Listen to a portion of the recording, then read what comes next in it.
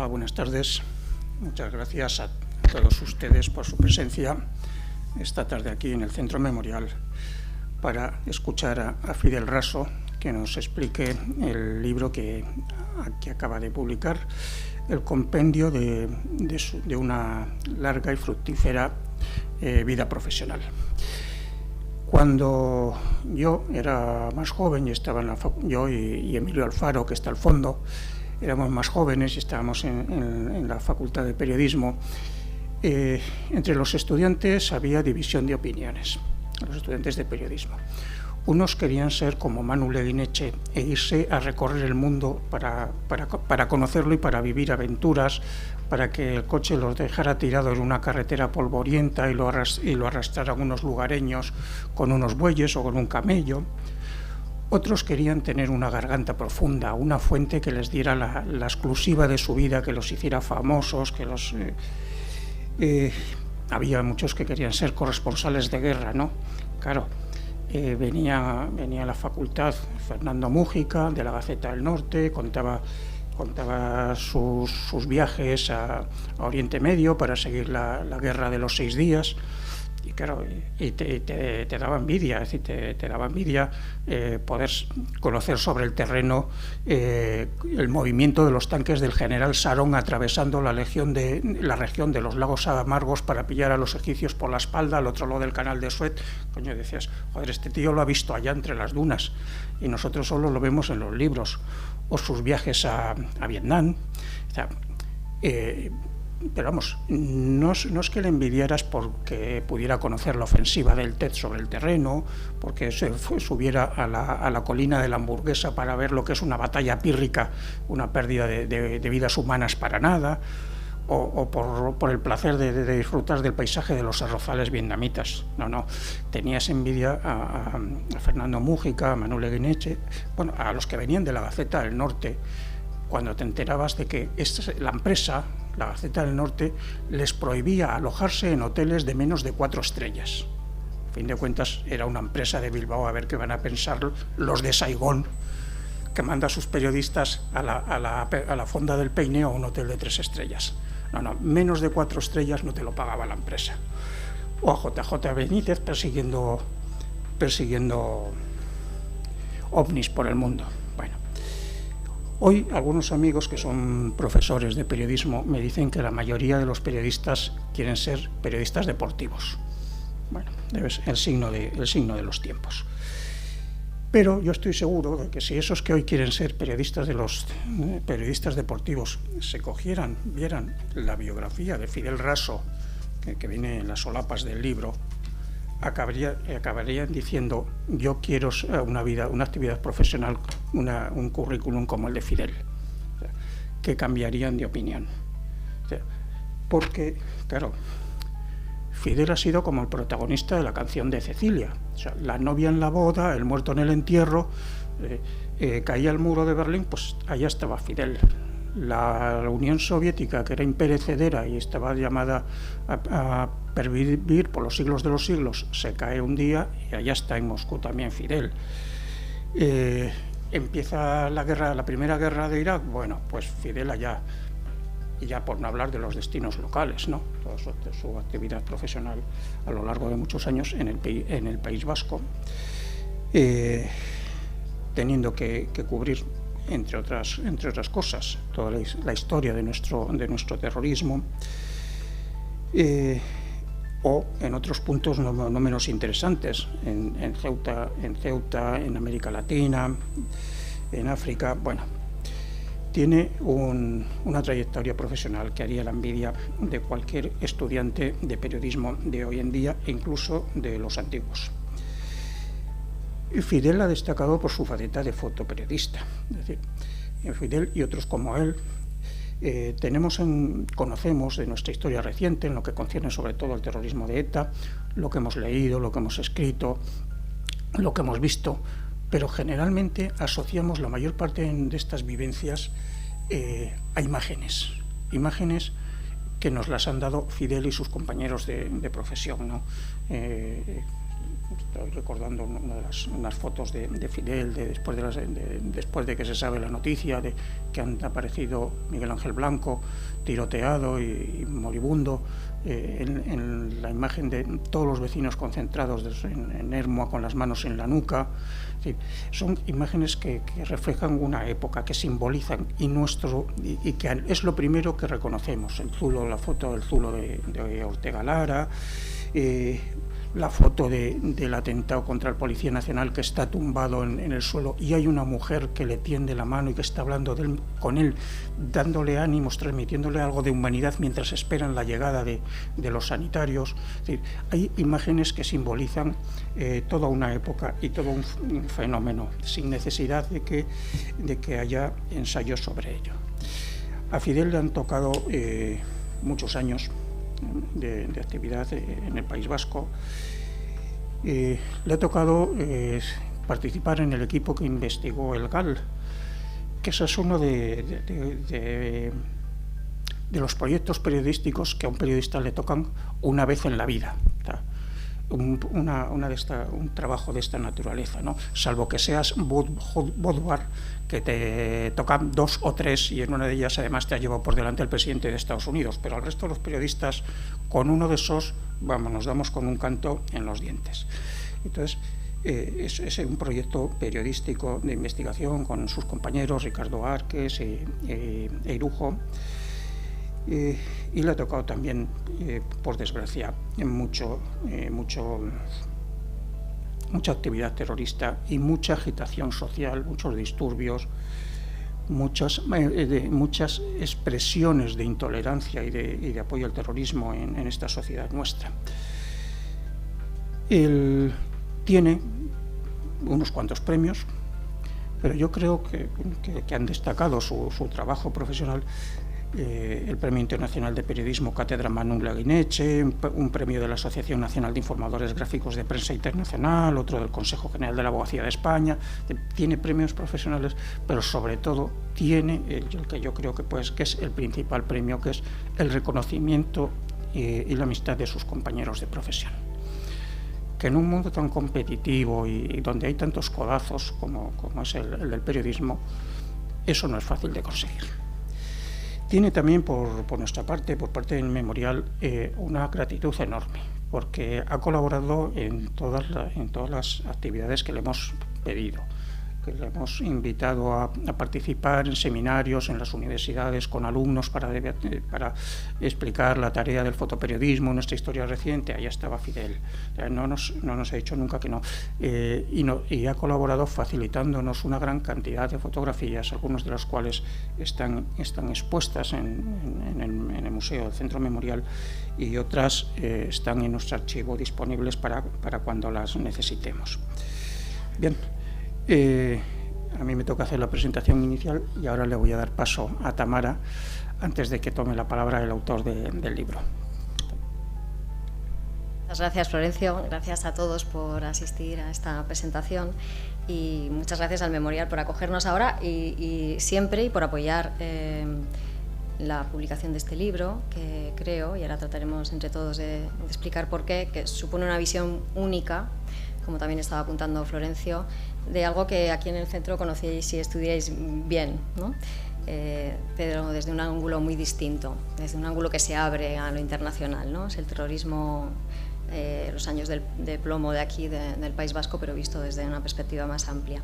Tengo que decir que he tenido la suerte, si este tipo de periodismo del que hablaba Florencio daba envidia a cualquiera que quisiera dedicarse a este oficio, pues también da envidia, imagino, el haber podido trabajar, como es mi caso, con una persona que ha sido, en el caso de Fidel, mi compañero de vida y de trabajo durante casi 25 años, ¿no? Yo estaba empezando en esto cuando empezamos a colaborar en distintos medios, pero ya tuve la suerte de verle trabajar, y es de esos periodistas que enseña el oficio solo con la forma de moverse, y aquí hay algunos periodistas que seguro que me entienden, con la forma de mirar, y le dejes en el escenario que le dejes, él siempre encuentra, desde el más local al más humilde, cualquiera de los escenarios internacionales en los que ha estado, como decía Florencio, momentos históricos, de la segunda mitad del siglo XX, pues ahí encuentra él algo que contar interesante, ¿no? No se le escapan los enfoques distintos tampoco ni los detalles, y yo creo que de todo eso está lleno este libro, ¿no? He compartido, como digo, escenarios de trabajo con él, el primero en Bilbao, en el final de los años de plomo, cuando yo trabajaba para El Mundo del País Vasco y luego para el semanario Tribuna de Actualidad, y él estaba en Diario 16 todavía. Colaboramos en algunos reportajes ya de gente con escolta, de concejales amenazados, y también en la cobertura del asesinato de Fernando Buesa y de su escolta Jorge Díez, del que por cierto se cumplen este mes justo 23 años, ¿no? Aquí en Vitoria. Muchos años después, en Ceuta y Melilla, tuvimos la sensación de que nos perseguían esas intolerancias y esas violencias, porque también tuvimos que informar del terrorismo, del auge del terrorismo yihadista, de muy internacional, de muy distinta índole, ¿no? El género al que pertenece este libro, la crónica, como su título indica, se le suele poner ahora el apellido de largo aliento, ¿no? Es un género que ha existido siempre, pero en los periódicos no tiene cabida, o por razones obvias, ¿no? De espacio. Sí la ha tenido a lo largo de la historia en revistas, y ahora, especialmente en los últimos años, en forma de libro, precisamente, ¿no? A Fidel le gusta subrayar, y con razón creo, que es eso, una larga crónica periodística, sin ficción. Atención, porque no la tiene, a pesar de que a veces tiene momentos que pudiera parecerlo, porque ya sabemos que la realidad supera muchas veces la ficción. Sin invenciones, con datos contrastados y contrastables, y con nombres reales. Todo lo que se cuenta en este libro es así. Las frases con las que comienza el libro, que hablan de un viaje a París, de Irujo, Arqués y él, en coche, pues encierran, también como ha apuntado Florencio, lo mejor de la historia del periodismo español, y por qué no decirlo internacional, porque Ben Bradley, antes ha hablado del caso Watergate, reconoció en una entrevista que le hicieron aquí, la hizo Pedro J. Ramírez, que comparado al Watergate, en la investigación del caso Gall en España, por parte de los periodistas de aquí, el Watergate parecía un juego de niños comparado a esto, porque en ese caso estamos hablando de escuchas políticas. Tuvo las consecuencias que tuvo, porque es Estados Unidos, y aquí no las tuvo, ¿no? En ese sentido, de dimisiones de presidentes de gobierno. Pero aquí estaban tratando con asesinos, eran, en fin, asesinos a sueldo. Y esa es la diferencia. La diferencia también es que aquí, como decía, no tienen el reconocimiento que han tenido, pues, sus colegas norteamericanos, ¿no?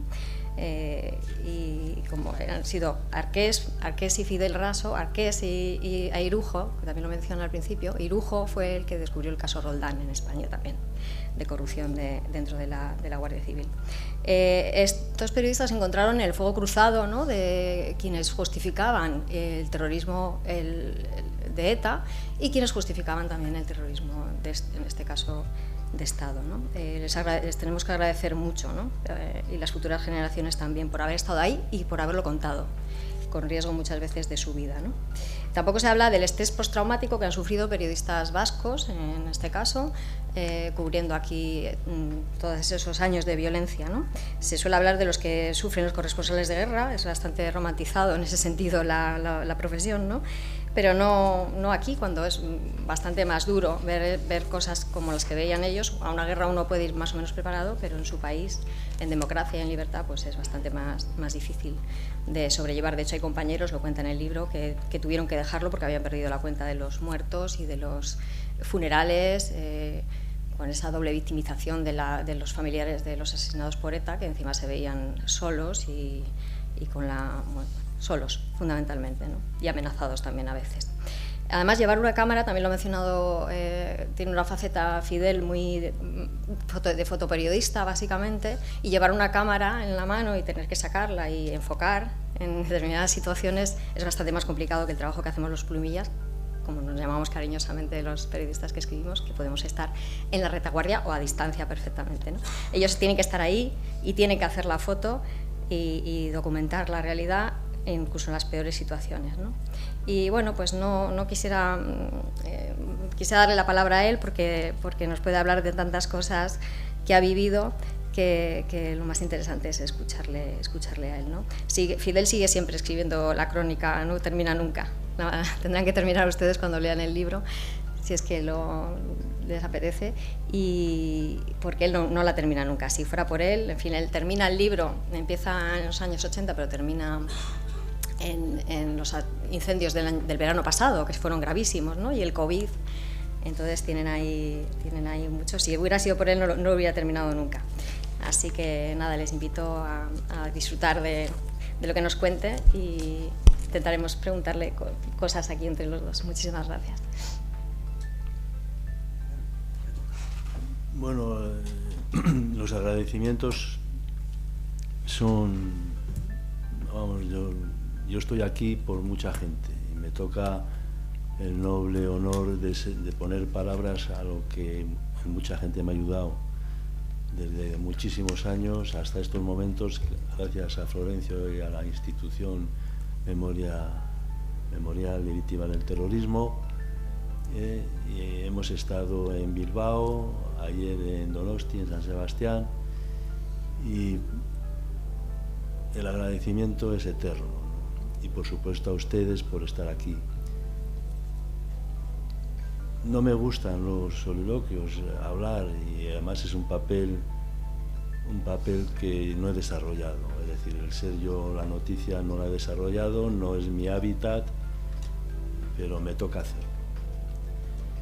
El libro es un trabajo de casi 20 años o más, porque yo quise hacer una tesis doctoral en la Universidad del País Vasco sobre el factor humano de los periodistas, sobre todos los fotoperiodistas en el País Vasco, sujetos a gran depresión psicológica y de tensión, y mientras viajaba como enviado especial a lugares del mundo, que algunos pasaremos por ellos, me di cuenta que mi relato, si lo habría, era mucho mejor para explicar muchas cosas, y ese es el espíritu del libro, ¿no? O sea, el epicentro es el terrorismo, la tensión, la violencia en el País Vasco. Pero claro, para explicarla como yo quería explicarla, y puedo ir empezando ya, el libro recoge un relato seguido, continuado, de mi experiencia internacional y luego mi vuelta al País Vasco. Por ejemplo, yo con algunos compañeros periodistas en algunos diálogos cercanos, vascos generalmente, pues destacaban su labor. He estado en Yugoslavia, en la guerra de Yugoslavia, estaba aquí, estaba allá, y después de unos segundos de prudencia personal pasaba un poco en tono bajo al ataque, ¿no? Decía, tú habrás estado en la guerra de Yugoslavia, pero no has visto más muertos que yo aquí.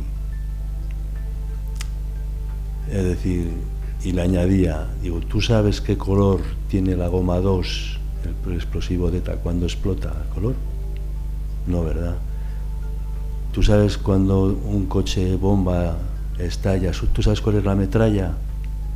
No, ¿verdad? Yo la he visto, son cadenas muchas veces. Y Tamara y yo hemos visto alguna parte del automóvil clavado en un árbol. Entonces, el libro tiene ese campo de visión que es muy amplio. Y cuando me sincero, a veces me vengo cansado y no cuadra absolutamente nada que esté viendo, por ejemplo, que salga del País Vasco, en un caso concreto, ¿no? Salga del País Vasco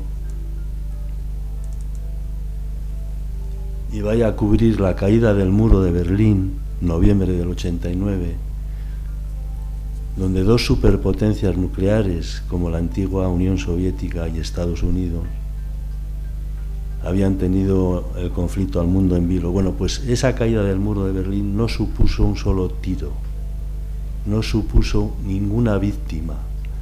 Incluso vi a soldados norteamericanos, vi el Checkpoint Charlie, el puesto americano, estuve con soldados rusos y no pasó nada. Ese era el texto, ¿no? Pasaban muchos furgones blindados de dinero de la Alemania occidental a la oriental, y en fin, todas estas historias específicas, ¿no? Pero volvía al País Vasco, y el País Vasco no tenía que unificarse más allá que en la cabeza de algunas personas.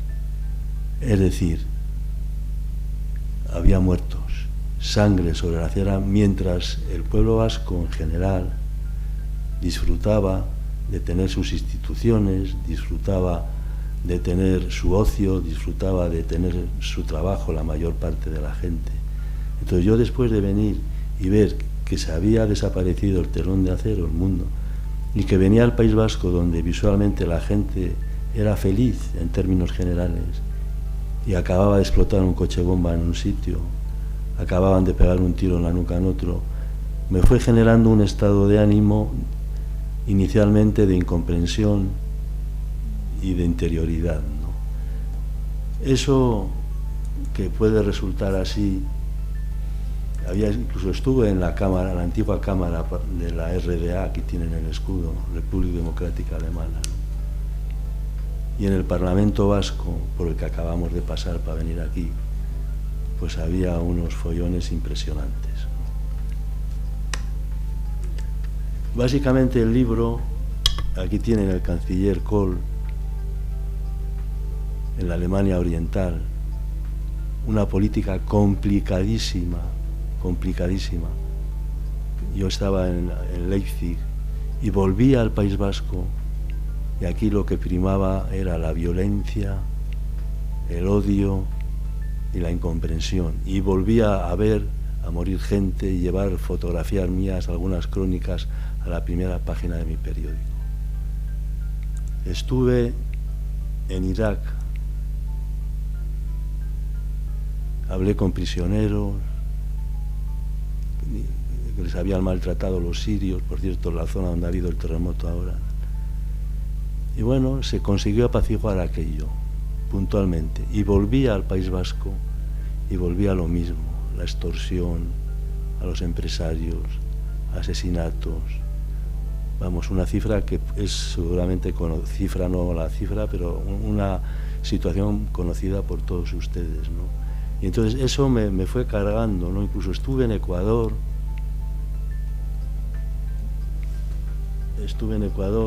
donde vi miseria, daños, destrozos, niños pidiendo por la calle. Y había, pues sí, una política de populismo, un tal Álvaro Noboa. Estuve cerca de Pinochet, en una base militar, di la mano a un Kennedy, a Michael Kennedy. Bueno, veía que ponían un cerrojo a su constitución para no reformarla un año antes. Es decir, estaba viendo aquello y volví al País Vasco y volví a ver sangre, tiros, la gente que sufría, dolor. Yo decía, pero bueno, miraba a mi alrededor y decía, pero si aquí hay limpieza, los niños no piden por la calle, no sé, hay educación, hay que mejorar, hay instituciones que hay que mejorar, pero las hay. Yo cuento como anécdota, una vez muy ya quemado, porque iba sufriendo un gran desgaste, en un gran enfrentamiento en Bilbao, con gente encapuchada, quemando autobuses, no sé qué, pues me vieron hacer fotos y bueno, y vino uno, no tendría 18 o 20 años, por lo que dejaba ver la capucha y el tono de su voz, empezó a llamar chacurra, no sé qué, pero no sé si pensaba que yo no sabía nada, ¿no? Tú eres un policía disfrazado, chacurra y tal.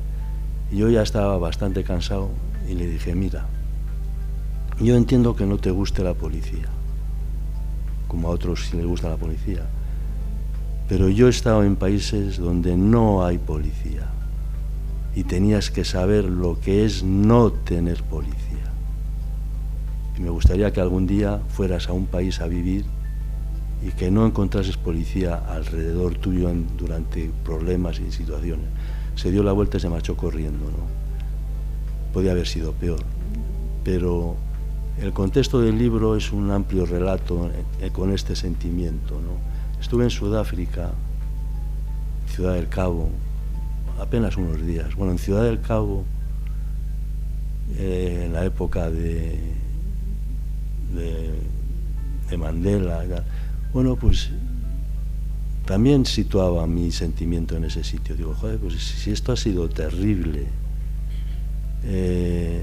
Hablé, me enteré de algunas cosas, gente de color, negros, vamos, especialmente mujeres, ya estaban diciendo en las casas donde trabajaban, estaban diciendo que se iban a quedar con las casas porque ahora los negros iban a mandar, ¿no? Bueno, pues se consiguió crear una especie de comisión, de comité de confesiones, de pedir perdón. Bueno, creo que a ustedes les ha llegado que Sudáfrica, que tiene un montón de tribus, y lo cuento en el libro, y donde los Xoxas y los Zulúes pues no se hablan, no colaboran en el trabajo y tal, pues creo que se consiguió arreglar bastante bien. Y después de ese viaje de Sudáfrica volví al País Vasco y les repito lo mismo: manifestaciones, odio, ira, piedras, fuego, cócteles molotov, tiros. Yo decía, pero bueno, esto ya pasaban años, y digo, bueno, ¿y esto? ¿Pero esto qué es? Era la visión que yo tenía del País Vasco, del terrorismo específicamente de ETA, en medio de la calle, ¿no? Y decía, pues estamos cambiando la historia del mundo, porque lo que ha pasado entre los 2 milenios o entre los 2 siglos ha sido muy importante, ¿no? O sea, la geoestrategia que tenemos ahora es importante. Y aquí hemos pasado en ese mismo periodo con situaciones de lo mismo. Es decir, mientras el mundo, las grandes potencias se colocaban en situaciones estratégicas, en nuevas situaciones estratégicas, aquí hemos seguido con la misma historia casi hasta hace 4 días. Extorsión, tiros, muertos, drama de la población civil, de los funcionarios del Estado. Y ese es un poco digamos, el llanto que transmito aquí en el libro, que es una crónica con nombres propios, con lugares exactos. O sea, no es una novela, como dice el epílogo de Tamara, ¿no? Es un relato, una crónica periodística en la que relato estas impresiones, ¿no? Esta especie de vida mixta, ¿no? Yo no quisiera alargarme más, quisiera enseñarles unas fotos de pasada, comentarlas. Esta es la Salve, un clásico, la Salve Donostiarra, protección de los políticos que salían al bulevar, todos los años igual, todos los años pidiendo, unos pidiendo la libertad de Ortega Lara, otros diciendo que paguen, la mayoría de ellos con una botella, bebiendo, tirando piedras. Este soy yo en el muro de Berlín, perdonen, pero solo para ratificar.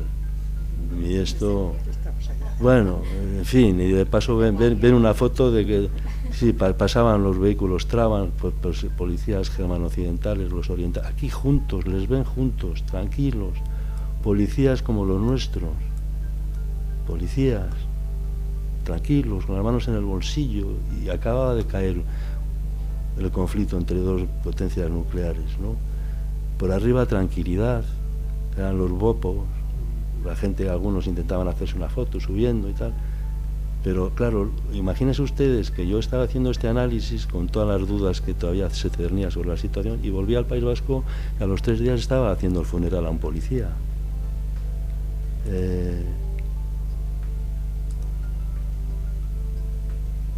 Esto ya lo hemos visto, el Parlamento, a ver si cojo el hilo con Rusia, en Berlín. También hay posibilidades de que si no se hacen bien las cosas se compliquen. Esta es la Plaza Roja, más mediaciones de la Plaza Roja de Moscú, en junio del 91, cuando Gorbachov y Yeltsin querían el liderazgo del Partido Comunista, querían el liderazgo para hacer sus cambios, su perestroika. Aquí tienen la bandera de Ucrania y la bandera rusa.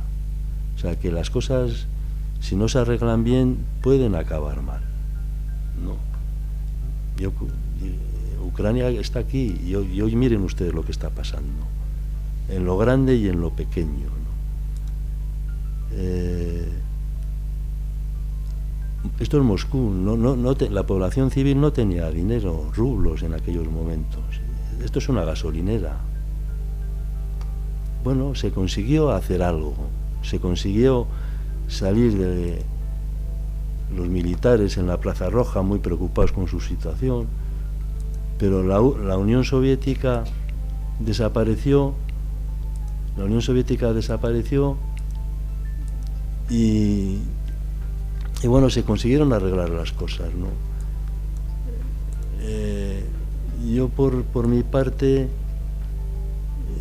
una vez expresado, claro, es que el País Vasco, para mí, cuando venía, hacía estas fotos. Y decía, bueno, que no había visto fuera.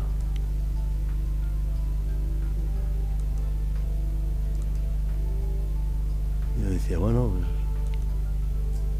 pues, en pleno centro de Bilbao. Manuales de cócteles Molotov, broncas que yo no sé al cuento de qué venían,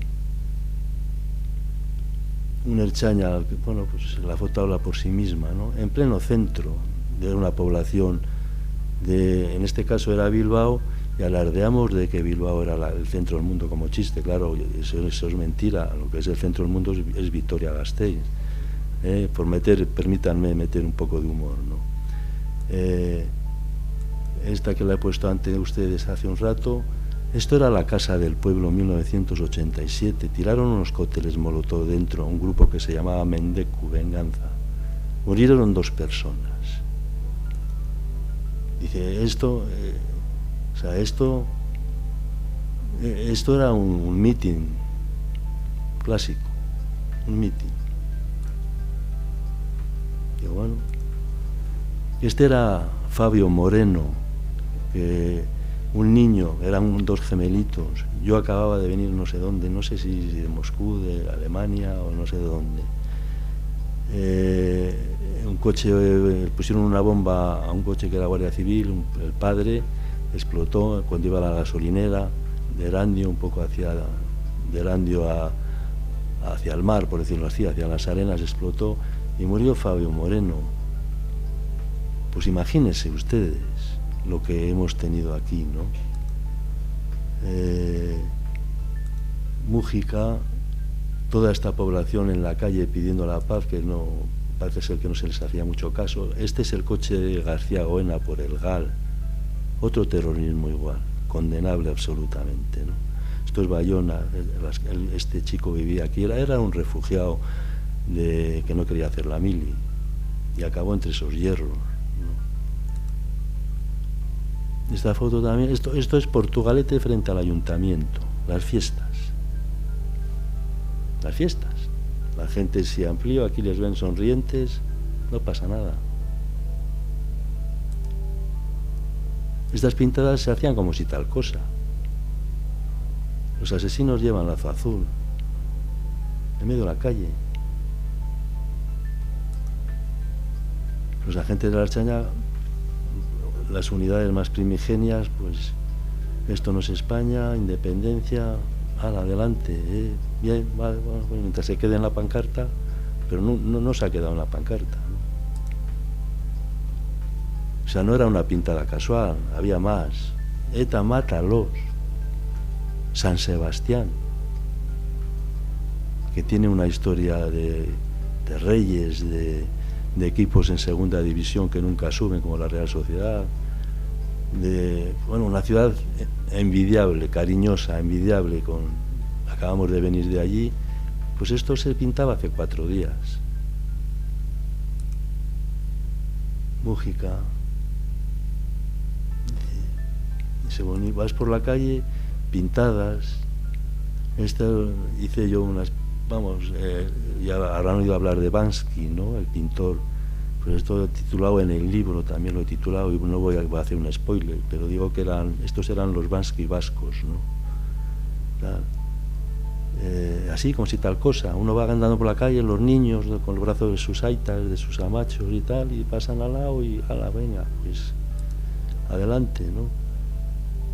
Se hacía una pintada pidiendo libertad en un colegio y tal, y siempre decía, le falta algo, ¿no? Pues tras pagar, y no se cortaban. Esto ya lo he comentado.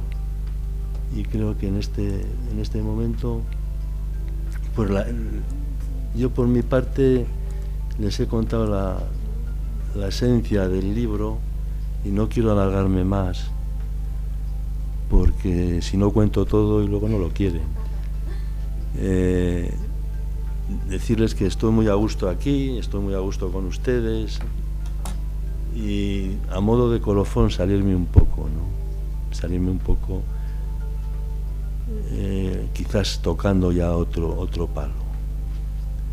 Esto es lo que hemos tenido y creo que todavía no está cerrado. Cuando digo cerrado, digo a nivel político y tal. Según la información que yo voy teniendo y que analizo, y no soy portavoz de nadie, los problemas que tenemos a medio plazo, globales, son gravísimos. O sea, algunas cosas se está viendo, el nuevo orden mundial, pandemias, cambio climático, crecimiento demográfico. Yo lo que quisiera destacar a modo de conclusión, que esto que ha pasado necesita una sociedad, necesita una estructura política que dé pasos en la dirección de reconocimientos de daños, de afrontar juntos un presente complicado y, por supuesto, estar mucho más juntos en un futuro que es también complicadísimo, ¿no?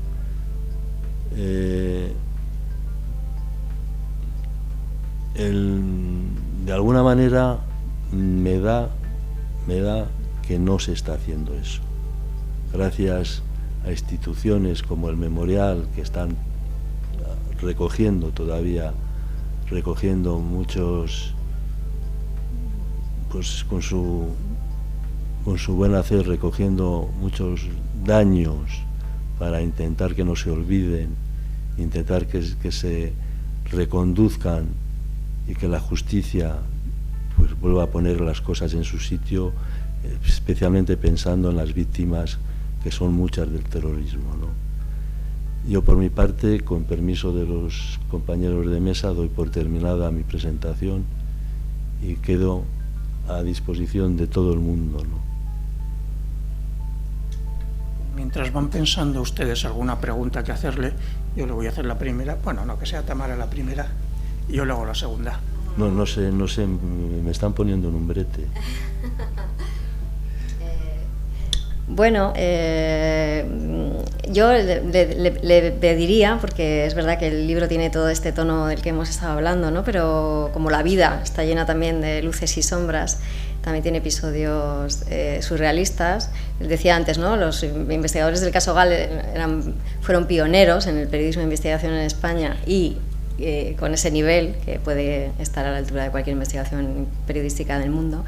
Pero eran treintañeros que estaban haciendo lo que podían y bueno, y aquí la lectura de esta crónica puede ser, además de interesante, a ratos tiene sus momentos hilarantes, ¿no? Como por ejemplo cuando intentaron chocar un coche con una de las damas negras del GAL para poder sacarle una fotografía, no sé, podías contar alguno de estos episodios que también existen, ¿no? Como en la vida en general. Sí, bueno, han pasado muchas cosas, ¿no? Lo que parece que todo es muy serio y hemos sido humanos, ¿no? O sea, hemos robado un listín de un hotel francés para tenerlo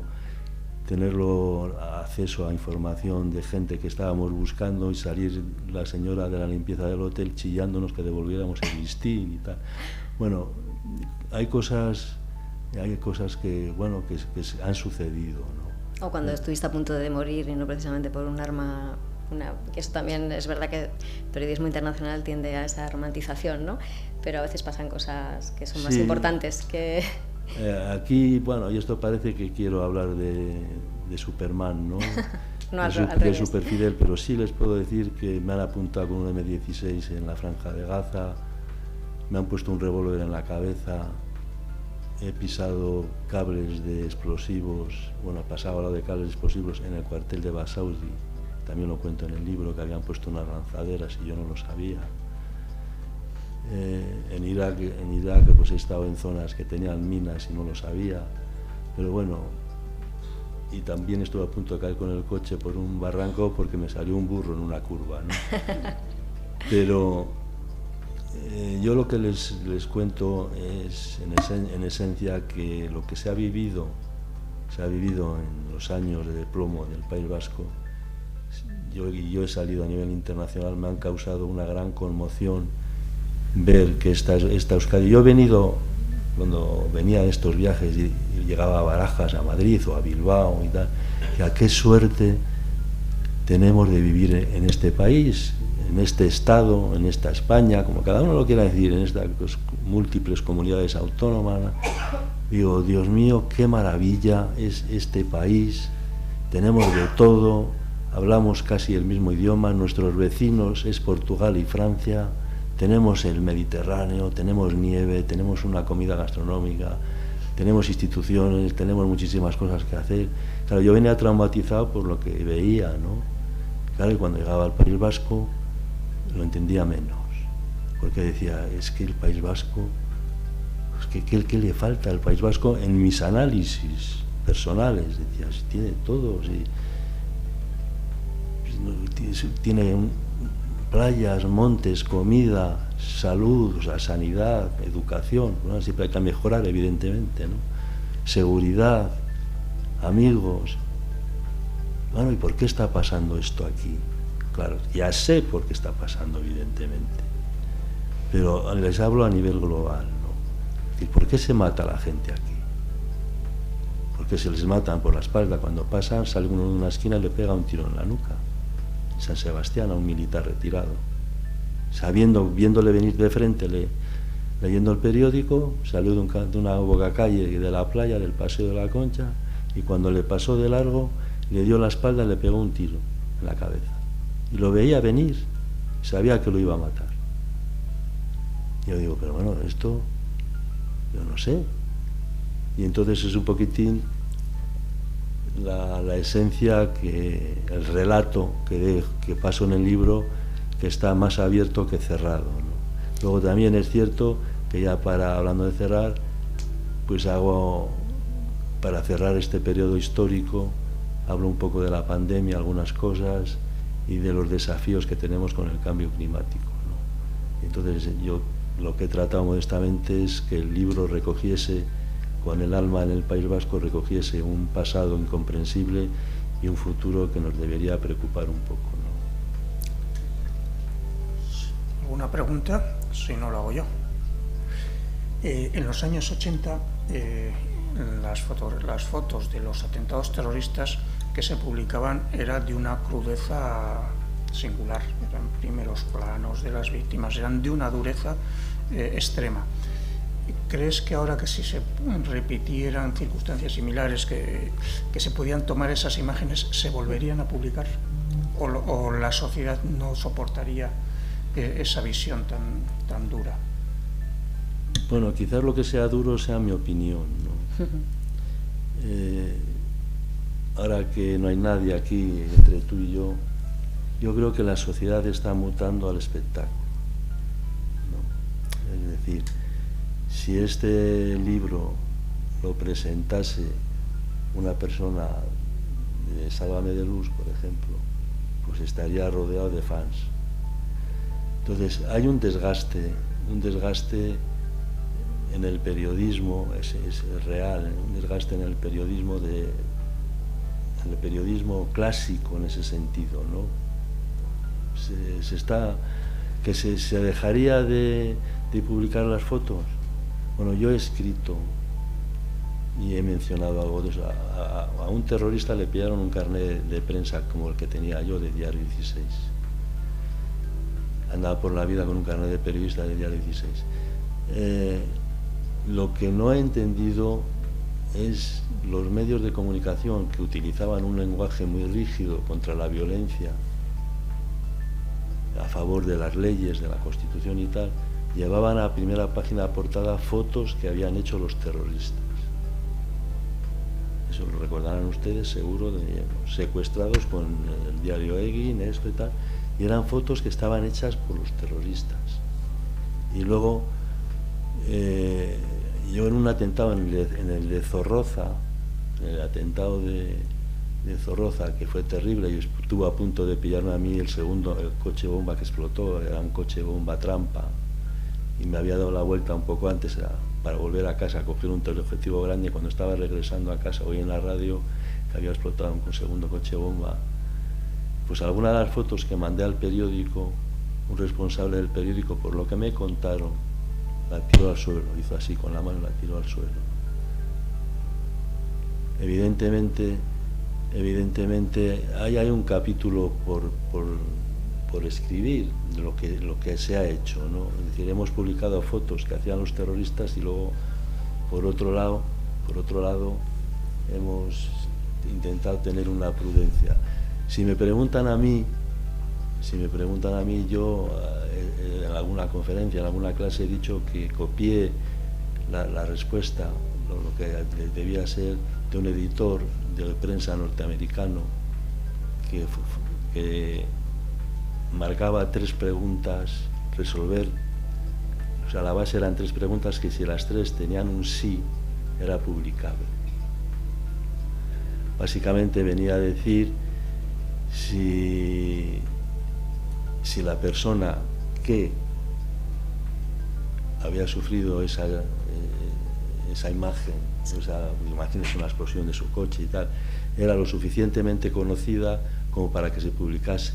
Podría decir sí, un sí, ¿no? Otra era si el detalle violento era necesario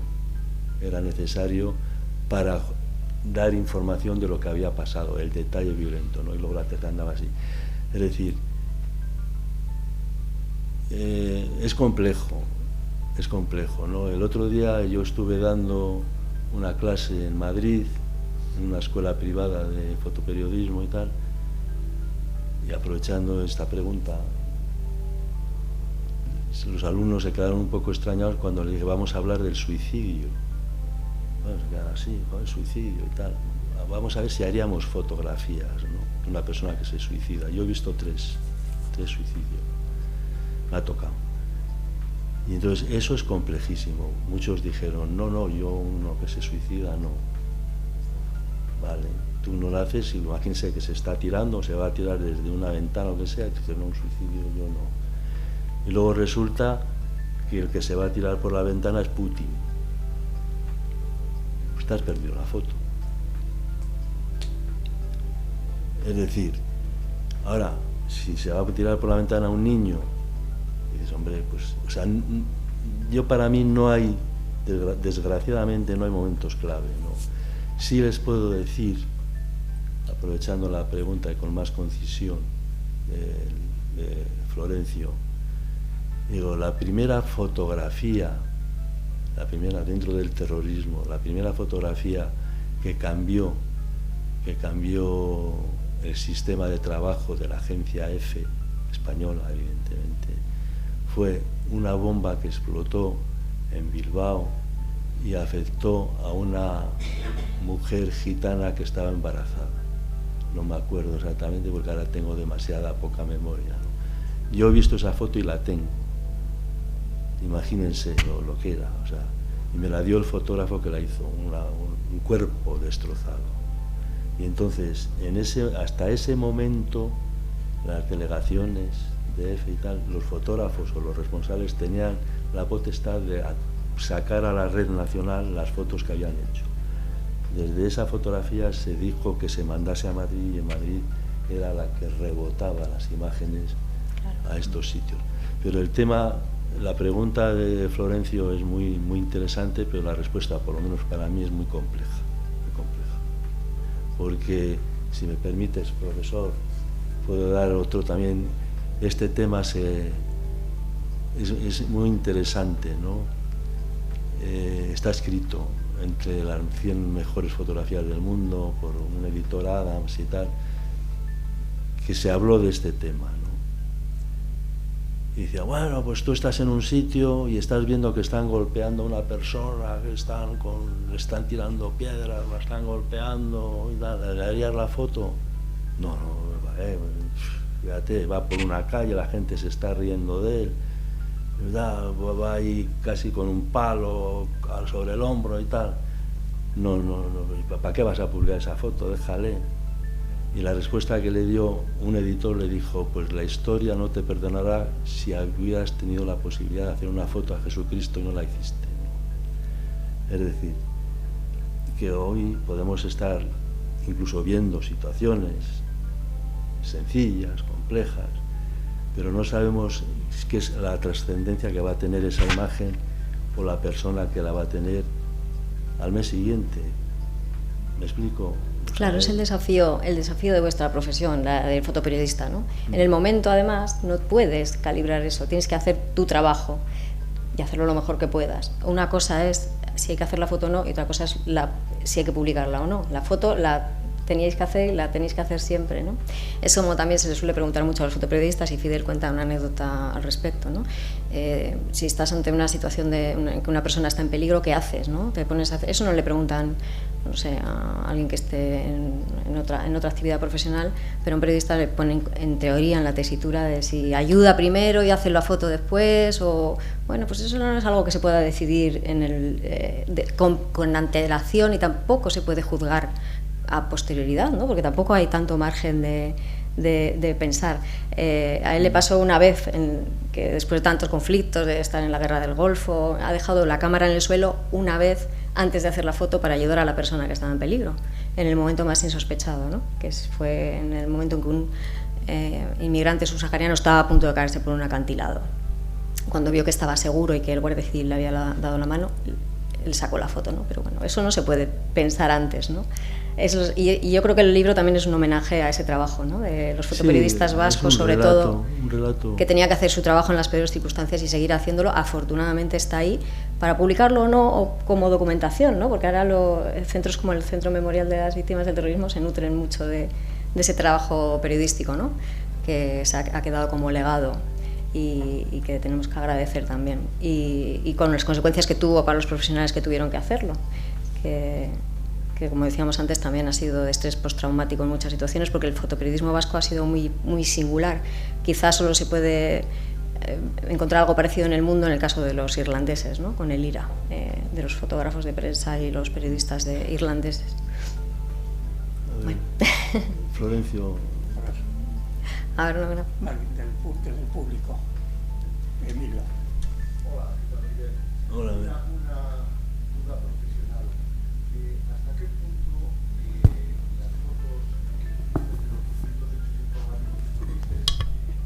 Las fotos publicadas eran las que tú creías que eran mejores, o si quieres de otra forma, hasta qué punto lo que salió era lo que tú creías que debía salir, o lo que eligió el redactor jefe o el jefe de sección.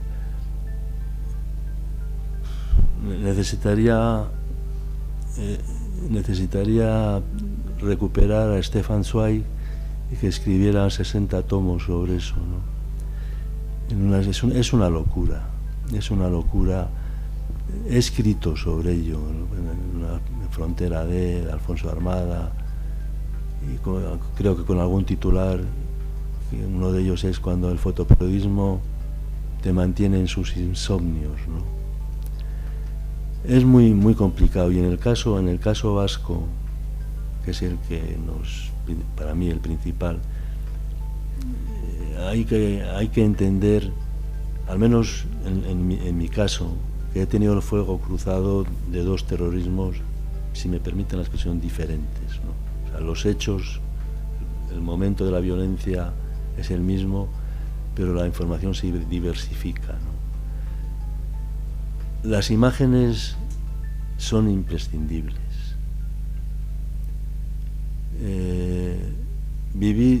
Ocultar los hechos violentos puede ser más negativo que positivo, ¿no? La única salida que hay es el análisis, la templanza y la observación de la imagen a publicar. Yo he pasado por momentos de mucha duda. He hecho siempre todas las fotos, hacerlas, porque, como tengo dicho, ninguna fotografía demuestra nada.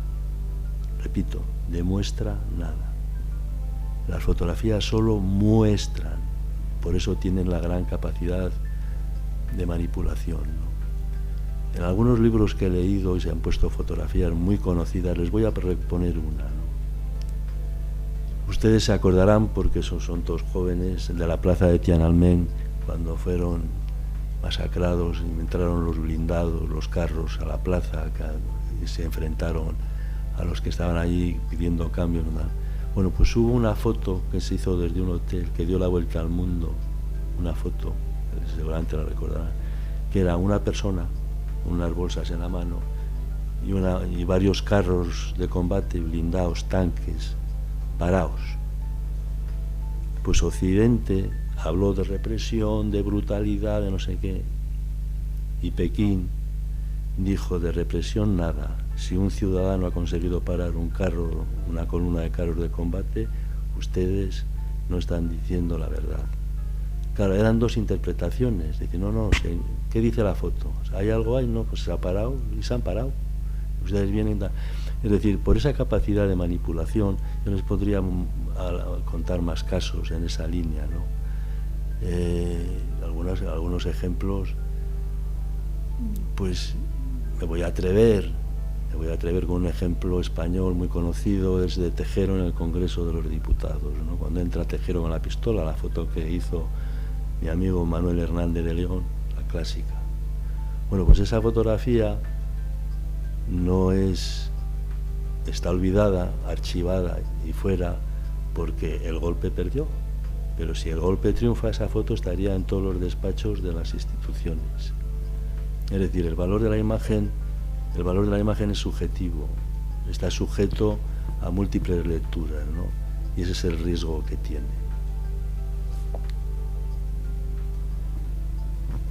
¿Alguna pregunta más? O si no, pasamos a la fase en los que han comprado libros, le ponen al autor en dificultades pidiéndole un autógrafo. Sí, porque... Y los restantes compran el libro, mientras tanto. Sí, si no quieren más, no sé ni qué hora es, son las 19:57. Menos 3 minutos. 19, una horita. Bueno, no les hemos entretenido mucho, ¿no? A ver, Fidel, yo te quiero hacer una pregunta que me inquieta bastante, que es de esa confrontación que has encontrado cuando tú observabas esa violencia en Alemania, en otros países, y cuando venías a Euskadi y veías esa irracionalidad, ¿tú te has planteado alguna vez por qué esa idiosincrasia nuestra es tan diferente al común de los pensantes? Tendría que hablarte de antropología, ¿no? Que es el sentimiento de violencia, y no soy antropólogo, porque si te hablo de política, pues sería mucho más fácil, ¿no? Lo que marca a los pueblos es su comportamiento, ¿no? Y aquí lo que tenemos como hechos sucedidos, pues son actos de violencia y que se han llevado en muchos casos con naturalidad, ¿no? ¿Que por qué pasa eso? Bueno, pues habría que decir que en realidad porque hay circunstancias A, que lo permiten, B, que pueden quedar impunes, y C, que en el fondo se arreglará porque no va a haber mucho problema a largo plazo, ¿no? Entonces, cuando un país, un sitio se está estructurando a nivel político y a nivel social, pues es un buen momento para hacer muchas cosas que no se deberían hacer. Y yo creo que en el País Vasco, por lo que he visto muchas veces, en muchos actos de violencia, es decir, que la violencia se reflejaba en una acera y en la contraria la gente hacía vida normal. Esa es la sociedad que tenemos. Es decir, se podría hablar de lo que es la violencia en el hombre, el sentido de violencia, ¿no? Hablar de autores de libros de antropología, de sociología, de psicología. Hay zonas que pasa esto y se saben llevar con más tranquilidad, y en otros sitios pues no se tolera, ¿no? La violencia es algo que, como dijo Sabater en una conferencia, dijo: la violencia es rentable, por eso está prohibida. Y entonces, cuando tenga esas lecturas de que la violencia es rentable a pesar de estar prohibida, pues nos deja unos caminos un poco complicados, ¿no?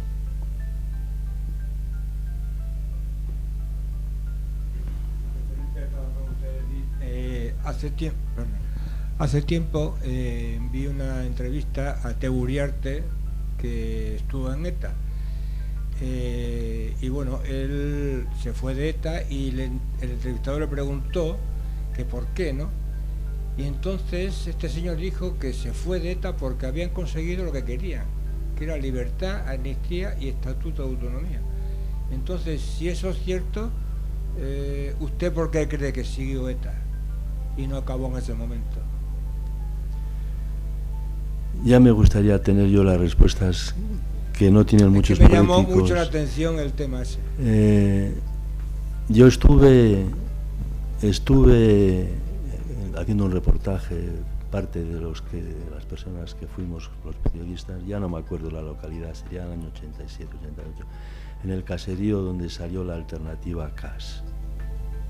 Ya no me acuerdo, era una planta baja, pues han pasado 30 y tantos años, con un antiguo militante de ETA, político militar, que dejó, donde se hizo la alternativa CAS.